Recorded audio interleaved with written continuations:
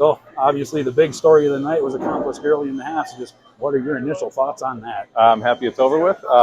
In all seriousness, it was nice coming in knowing that it was just 7, that we would hopefully get that out of the way early, and we could refocus and on the game. And Drew was able to get it. I don't know how much time was off the clock, but after that, and he got that, and then we just continued to roll. Do you want to know how much time? Because I have the number and how much time was in that half if you want to know. Sure, mate. Sure, tell me. So 9:35 was when that shot went in, left in the first half. So, and from our sideline, it did look like the team was playing maybe a little nervous, obviously, with that going in. So, like you said, that had to play a big factor in wanting to get that over with quickly. Yeah, it kind of happened. You guys were there for his Door County record and school record, and when you're that close, you kind of just maybe force a little bit more than what you normally would.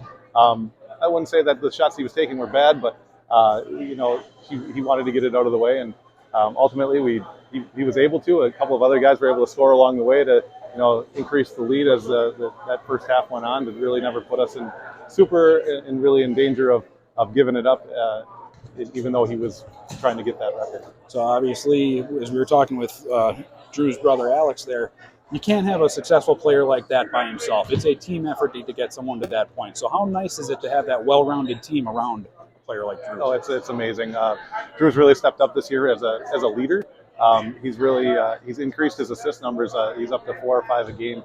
So he understands that when he's attacking the basket, he's going to get double teamed, triple teamed, and you saw it right away at the beginning of the game. A nice little dump off to Matthew Malwitz to get the game started. So he's really seeing the floor well, and other guys are stepping up and making shots, and like you said, making it a well-rounded team effort. Yes, and we were mentioning that even when you guys were kind of struggling right to start this game, open that up, you were still building a lead even though you were struggling. And then you got that monkey off your back and were able to build on that lead going forward, still playing that defense, that trap defense, that 1-3-1 zone that you have is working so well. Mm-hmm. How nice is it, as well as having your scorer, to be able to say, hey, even if our scorers aren't working, as you have many of them, if that's not working, we can rely on our defense. Yeah, I thought our defense played really well, whether it was man-to-man to start the game or, like you said, jumping into that 1-3-1 and being able to manufacture a little bit of offense at times, getting some steals and getting out in transition.